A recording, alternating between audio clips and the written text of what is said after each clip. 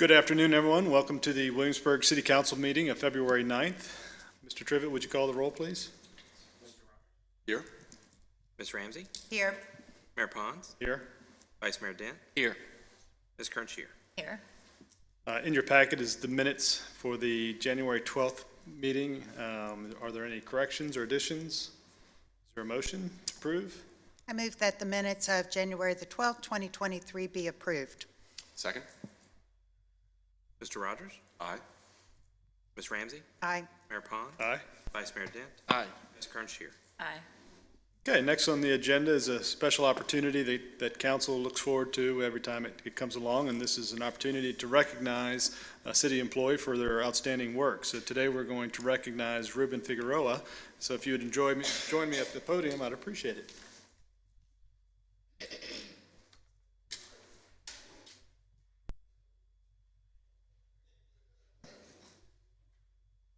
Come on up here, Rubens.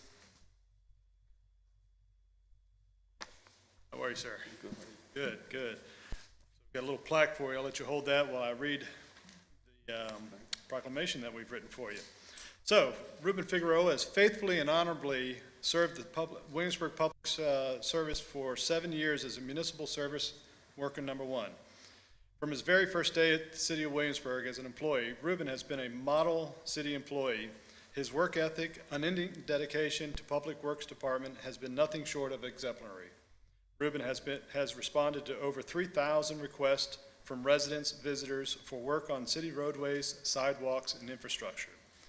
His masonry expertise enabled the completion of 2,100 square feet of sidewalk along Long Hill Road from Kiwanis Park to the city line in less than the estimated completion time. That sidewalk was the Streets Division's largest project completed in-house and allows for safe passage of many pedestrians, including students to James Blair. Further, he is currently leading the crew on the installation of 1,100 feet of brick sidewalk along Francis Street from Nassau to South England Street, and many of you probably see that every day. Building the sidewalk in-house has saved the city over $200,000. Before Ruben came aboard, the city never had an in-house expertise for brick sidewalks. Ruben Figueroa is an exceptional city employee and vital to the success of Public Works Division. He is hereby recognized for his dedication and excellence in keeping to the best tradition of the service of the City of Williamsburg. So thank you very much.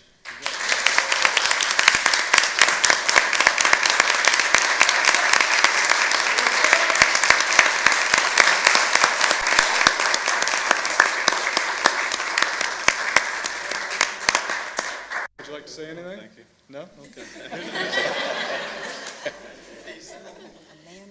Man, a few words, but a lot of good work. So thank you.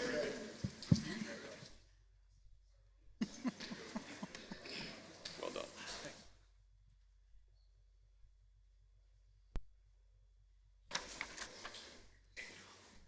There goes our audience.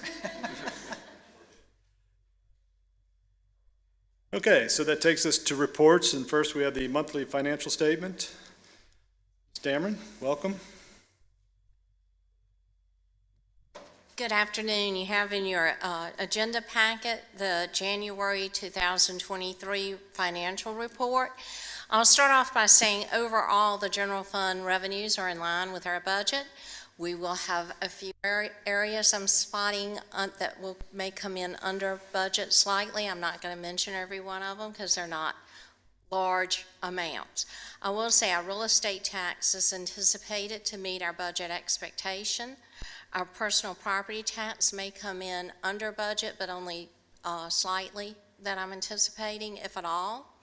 Our room taxes are performing at a 9% increase compared with last year, and meals tax are performing at a 10% increase compared to last year. So I'm anticipating that we'll see that come in, both of those come in over budget.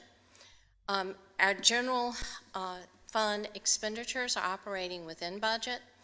I will note that the transfer from surplus on the bottom of page 2 of the report's much higher than past years that are presented. This is due to the $3.7 million in lost revenue that was reported in fiscal year 22. rather than is budgeted in fiscal year '23. As a result, that 3.7 failed to flow through to fund balance, so we're now pulling that out. And if I were to adjust for that, and as if it was budgeted, that draw from surplus would be about $447,000. So kind of give you a perspective. In the general government capital improvement fund, sales tax has increased by 17% compared to the previous year and is also expected to exceed our budget. The portion of interest income in the capital improvement project fund that's not associated with our bond escrow is performing at about a 390% increase compared to last year. So that we should come in substantially over budget in that area. In the tourism fund, the historic sales tax increased by about 23% compared to the previous year, and the $2 lodging tax is about level with last year. So that in itself is good news, because we have seen that declining, so it seems to be leveling out, at least for now. In the utility fund, water service revenues increased by 15%, and sewer service revenue increased by 18% compared to the previous year. We budgeted it for some of that increase, so that's performing in line with budget. Water availability fees, the Hampton Roads Sanitation District tap fees, and interest income have all already exceeded budget in the utility fund. Operating expenses are within budget expectations.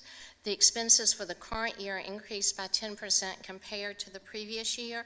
The majority of that increase is in the sewer system, and it's related to the pass-through of the increase in sewer service revenue collected on behalf of Hampton Roads Sanitation District, and that's just the expenditure where we pass it through to the sanitation district. That concludes my report for the month. I'd be glad to answer any questions. I don't have any questions, but it seems like everything's in good order, so I appreciate the update on that. Mr. Vice Mayor, anything? Thank you, Ms. Dameron. No questions. No questions, thanks. I just have one, the 17% increase in sales tax. It seems a little high. Is there any concern that some of that's from other jurisdictions? Or? I have not had the opportunity to talk with Ms. Overy, our commissioner, in terms of whether she's seen any of that. However, that is one of my concerns that I have, and sometimes we don't know until later on that that's going to happen. So it makes it a little hard to forecast that one, because it's always in the back of my mind that we'll get that notice from the state that they gave us another locality's revenue and they're going to take it back. Sometimes if it's too good to be true, it is. Right, right. Thank you. The state's budgeting recently for some school districts. Right. No questions for me. Thank you, Director Dameron. Thank you, ma'am. All right, takes us to monthly departmental operating reports. Mr. Trivett, who do we have in the barrel today? Today, it's going to be Chief Snyder from the Fire Department. All right. An update on the fire station. What fire station? Welcome, Chiefs. Good to see you. Hey, good afternoon, Mayor Pons, Vice Mayor Dent, and City Council members. I have an opportunity to talk to you guys about a couple of areas in the fire department as an update, one of which will be some organizational changes that we've made. Some will be the food truck GIO initiative, and the last one will be, as you alluded to, that station is being built across the street. I guess I should use this as well. Those are the three areas we'll talk about briefly. So organizational changes, as the council is aware, in January implemented a few organizational changes to improve organizational depth, professional development opportunities, and also try to align existing personnel skill sets with organizational needs. After the first month, that has worked out fairly well so far, so preliminarily that has had the positive impact and desired impact that I was hoping for. Currently, we have 2 recruitment processes going on, which you guys are aware as a deputy fire chief, which will close tomorrow for applications, and we're working with HR and our internal team to develop that process in terms of the interviews, which we're hoping for the end of February. We're also doing a certified firefighter process. We have currently 4 vacancies total in the department. The deputy fire chief is one and battalion positions, and then 2 firefighter medics, firefighter EMTs on the floor. So 4 total vacancies that we're working through to complete those. But I'm happy to report that the organizational changes that we have implemented have been working well to this date, and I'm looking forward to continuing to watch them benefit the organization. Food trucks, one of the things that's on the upcoming GIOs is looking at our food truck policy. And so what is written is to evaluate the current food truck policy to streamline the inspection process while continuing to safeguard our community. And so we're going to get started probably on that this month and with some internal stakeholders to evaluate where we are with the current food truck policy. It was surprising to me that that was actually initiated. Of course, Vice Mayor Dent was the chief at the time in 2016. It does not seem that long ago. And over the last couple of years, we've obviously gone through several variations on trying to tweak that policy and approach that meets our community and meets the stakeholders that are impacted by that. And so we'll have our internal group get together and start looking about how things are working. That internal group will certainly be a part of codes compliance, of course, the fire department, and planning. And then at some point, once we kind of get a grasp on where we are, we'll involve other folks, including the food truck stakeholders, to get their experience on how things have gone. Maybe a little assertive or aggressive, but we'd like to try to get something in draft as a recommendation by this summer, so that we can start with the peak of food truck season, if you will, or the frequency of food truck inspections being a little bit more prevalent in the summer. I will say that pre-pandemic, the highest that we had was in 2019 as far as food truck inspections, and that was 48, and last year we had 85, obviously post-pandemic. So certainly the increase of food truck usage and the presence in our community is going to influence how we go about our process to ensure exactly what that GIO initiative is saying. How do we streamline it, but how do we make sure the community is safe? And I'm looking forward to seeing what staff's recommendation is for that to make sure that we're able to meet that community expectation. The fire station update, I know that Mr. Trivett's been in contact with council to get you over to do a tour so that you guys can see. We're about 50% completion for the fire station. So this week actually marks the 1-year mark for us being in temporary facilities. February 7th of 2022 is when the fire station personnel moved, administration and the folks on the floor. So we have been acknowledging that for this week with our folks and telling them thank you for that. So 50% completion is where we're at. We're working to get dried in by the end of March. That's an important milestone for us because at that point in time, we'll be able to hopefully see the construction process really accelerate for that schedule and get us to that timeline. We're still looking for the end of September for the final completion, and it's my hope, I think it's realistic outside of any variables for the men and women of the department and our volunteers to be in the new station, their new home, by Halloween of 2023. We'll continue to monitor that and see how that goes. Just a couple of pictures along the way just to kind of give you a gauge on kind of where we are. You can obviously see the Lafayette Street side, the train station side, and then the Armistead side. And then, of course, the bottom center is going to be the museum area, the main entrance to the fire station. So the great thing is you're starting to see that brick veneer come up, and it's really taken a hold and showing the significance of the structure. And it's beautiful. The brickwork has been unbelievable, and it really showcases the facility. Inside is our apparatus bay, which you guys know is a 6 bay. Certainly the concrete's not been poured in there. But when you go into the apparatus area of the station, which you guys will when we do your tour, you really do get impressed by the magnitude of the size of that. And it's certainly really exciting to see that amount of space for the future of our department. The middle floor, the middle picture in the bottom is just the hallway coming into the main area, coming off of the main entrance off of North Boundary. And then to the right will be an area of gathering and fellowship. That'll be the living room area, the kitchen and dining room area for the firefighters on the first floor. So there'll be a lot of stories and conversation being had in that space for many years to come. And the top space in the left is the gym. That middle picture, just to give you a size of the scope, is looking west to east in the fire station on the second floor. And then the pictures to the right are something that Mark would be super excited about, and I know Mr. Tribbett is as well, including myself, and that's the EOC, the scope of the EOC and its dimensions, which is going to be much improved from what we had even from the 2009 build, and then certainly as we kind of have progressed from the original Stryker building years ago. That's an overview of the fire department in terms of those 3 topic areas of where we are as an organization for the changes. Some of the food truck things we're looking forward to bringing to council for your thoughts as we continue to tweak and refine and distill that process. and then the fire station project.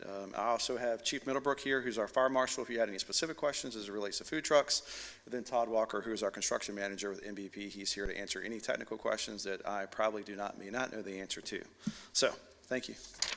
Well, Chief, thank you for being here, and I appreciate the update, and as it relates to food trucks. I know that, as we all know, that there was an incident with the food truck that the proprietor is here in Williamsburg. The incident wasn't in Williamsburg, but accidents happened, and safety precautions are, paramount to make sure that the folks that are in the truck and around the truck, remain safe. So I appreciate you continuing to make sure that we're streamlining it, but making sure that they're safe. Sure.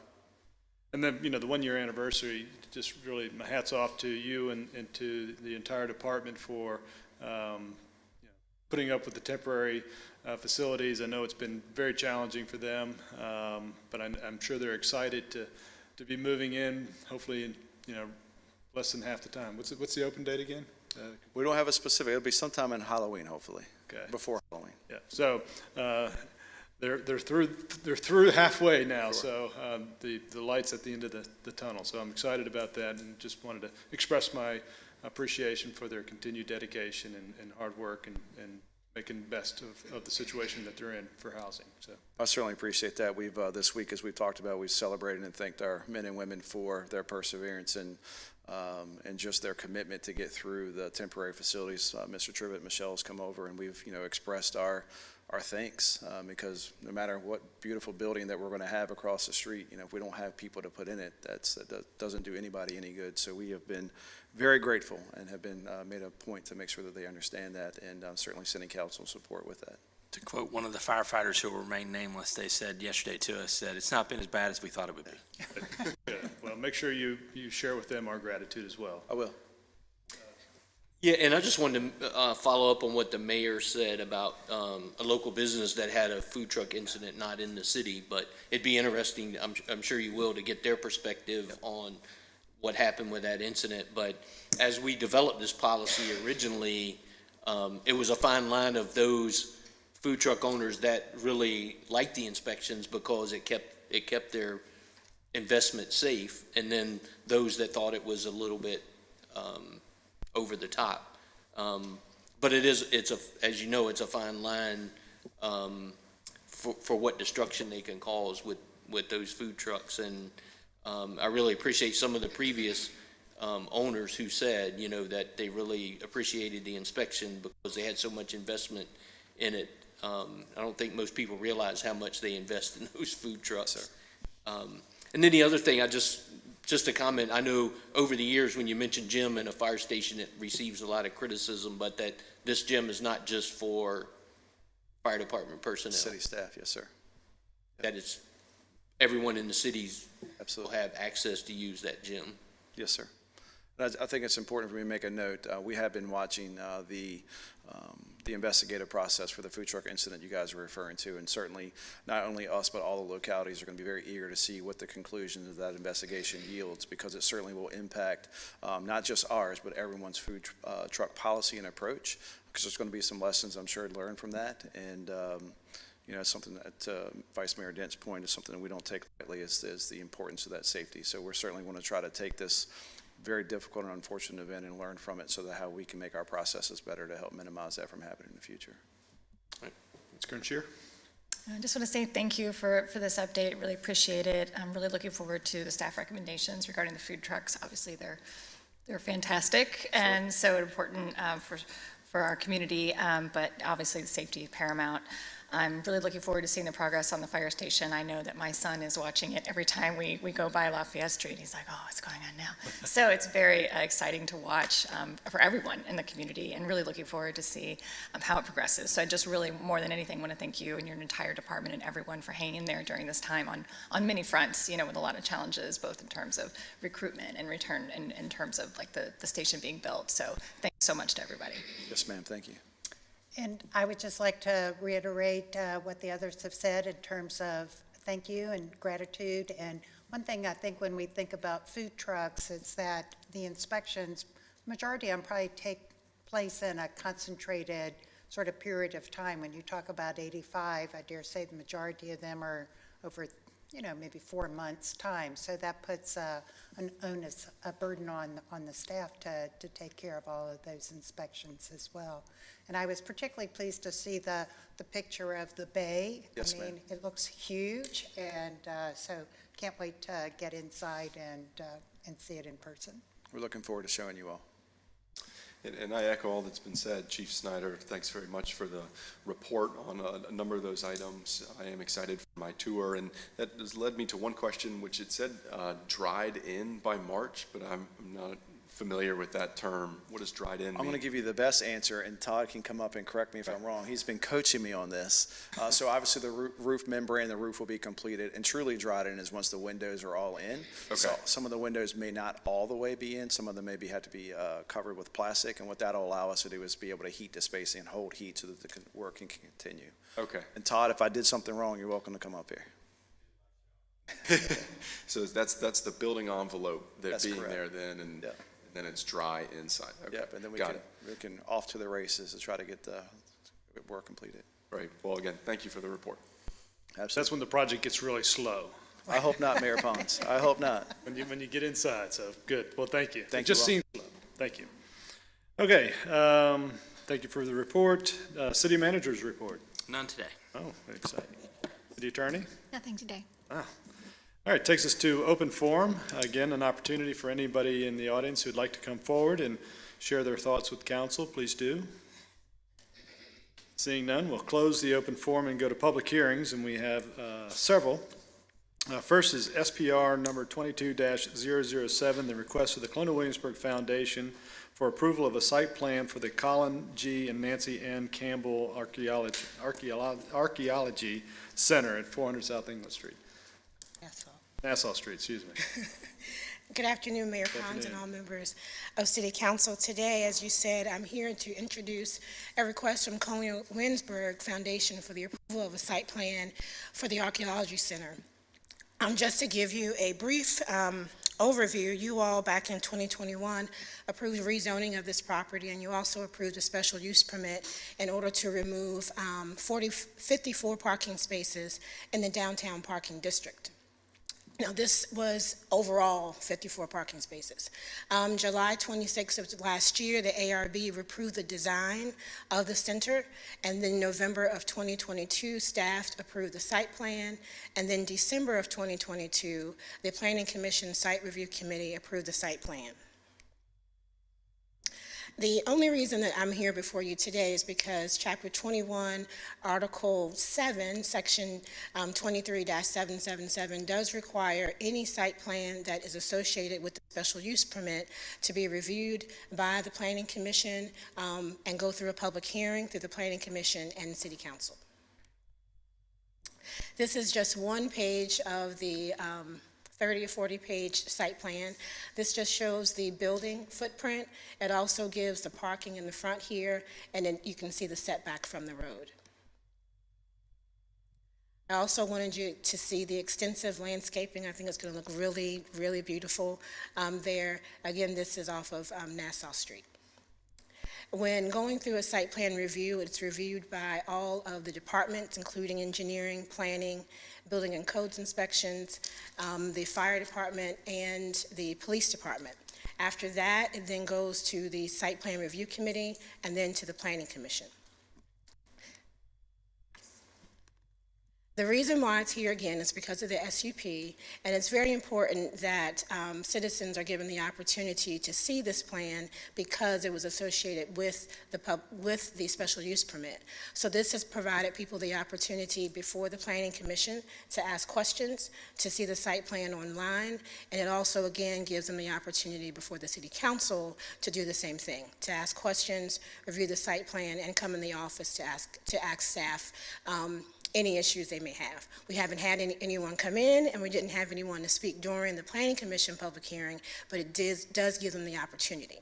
So today, I'm requesting a vote to either approve or deny the site plan based on its conformance with the special use permit. If you have any questions, I am happy to answer them. This is a rendering of the front of the building.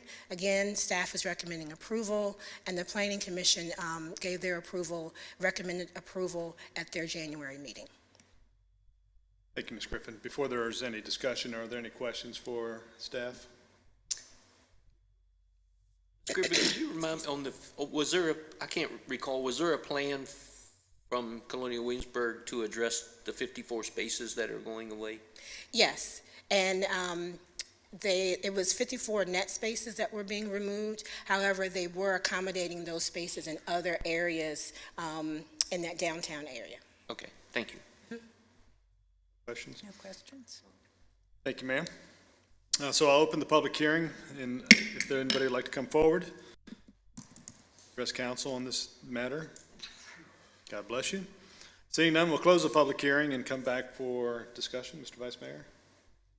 Questions? No, I'm just excited to have such a world-class archaeological center right down the road, so I think it's fantastic. No questions either. I think it's pretty straightforward from what we've seen before. Thank you. I agree. Yeah, so without a doubt, I think the investment that Colonial Williamsburg is making here, exciting opportunity for residents and visitors. So this takes it one step further so that the work that they do to help educate and present artifacts is a great opportunity for city. So I certainly support it. Is there a motion? So I move that City Council approve SPR 22-007, a request made by the Colonial Williamsburg Foundation for approval of a site plan for the Colin G. and Nancy N. Campbell Archaeological Center at 400 South Nassau Street. Mr. Trivett? Mr. Rogers? Aye. Ms. Ramsey? Aye. Mayor Pons? Aye. Vice Mayor Dent? Aye. Ms. Kernscher? Aye. Thank you. Takes us now to PCR number 22-020, the request to amend the comprehensive plan land use map to rezone property identified as parcel ID number 2913.739.796. Ms. Griffin? Yes, the city is submitting a request to amend the future land use map and to rezone city-owned property at 615 Lafayette Street. The purpose of this is to accommodate space for the expansion of the Public Works Yard in anticipation of construction of the new police station. The star here indicates the location of 615 Lafayette Street. It's approximately 0.893 acres. It is zoned RS1, that's our residential single-family density district, and location between Lafayette and Harrison Street. And the request is to rezone this to our B1, our downtown business district.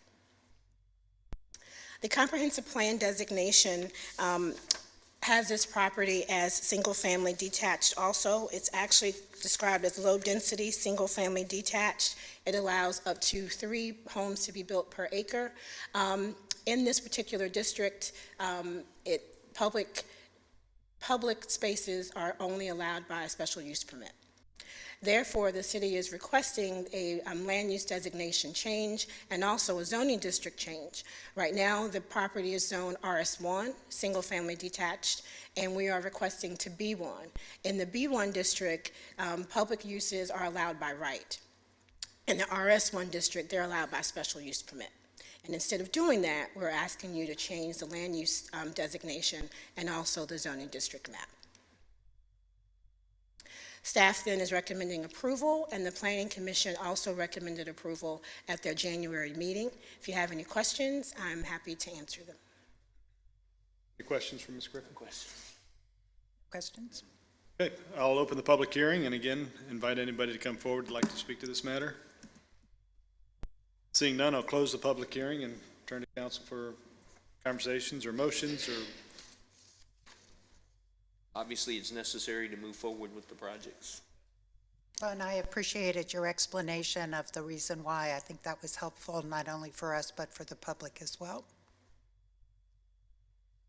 So I move that City Council approve PCR 22-020, a request to amend the future land use map and rezone property located at 615 Lafayette Street from low-density, single-family detached residential to public and semi-public and single-family dwelling district, RS2, to the downtown business district, B1, respectively. Second. Privet. Mr. Rogers? Aye. Ms. Ramsey? Aye. Mayor Pons? Aye. Vice Mayor Dent? Aye. Ms. Kernscher? Aye. Okay, takes us to item C, consideration and approval to grant an easement to Dominion Energy for the strategic underground wiring project along Capitol Landing Road. Mr. Small.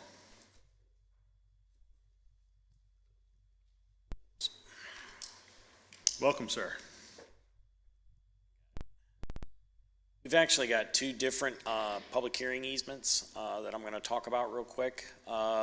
Both are located on Capitol Landing Road. The one to the north is part of a strategic underground wiring project that Dominion's put forth. They're requesting a 15-foot wide easement along the frontage of 1009 Capitol Landing Road, which is a small residual piece of land that the city's owned for quite a long time, mostly filled with bamboo, if you know the spot. Then Capitol Landing, the other location is located on the former White Lion Motel parcel that the city purchased a few years ago. And that is along 912 Capitol Landing Road. And that is also for a 15-foot easement along the frontage. That's in relation to our Capitol Landing Road corridor project along that way for the underground wiring portion. Again, both are 15-foot wide along the street frontage. And I'll be glad to answer any questions you may have.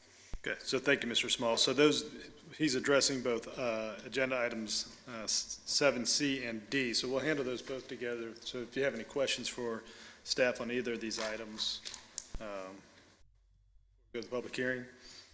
Seeing none, I'll go to the public hearing and again, ask if anybody would like to come forward and talk on these. Seeing none, I'll close the public hearing and come back to council for further discussion. Good, thank you. All I can say is I think when you can get underground wiring, that's an exciting thing for the city, so. I agree. Yeah, well, so the corridor's been, on our radar to get things done, and we've got it, you've put a lot of work into, getting Capitol Landing Road to a beautiful entryway, and this is a part of making that happen, so I certainly support granting the easement. Is there a motion? Can these be done together? Yes. So I move that City Council authorize the city manager to execute all necessary documents to convey the easement at 1009 Capitol Landing Road and 912 Capitol Landing Road to Dominion Energy, Virginia for underground wiring. Is there a second? Second. Mr. Trivett? Mr. Rogers? Aye. Ms. Ramsey? Aye. Mayor Pons? Aye. Vice Mayor Dent? Aye. Ms. Kernscher? Aye. Quiet. Okay, is there any unfinished business? Anything from staff unfinished? Okay. So it takes us now to new business, and first we have consideration and approval of the proposed ordinance 23-01, amending and restating sections 18-237B and 18-239 of Article 7, Chapter 18 of the Williamsburg City Code regarding the administration of transient occupancy tax. So this is largely housekeeping. This ordinance does three things. First, it clarifies the language and makes it a little more simple to clarify that the $2 tax is for stays of 30 days or less. Second, at the request of the Commissioner of the Revenue, it provides that accommodation intermediaries will report to the city all gross receipts and the addresses for those gross receipts. The effort here is to have consistent reporting across the state. And finally, the Commissioner of the Revenue has been assisting the Finance Director with the administration of the tax.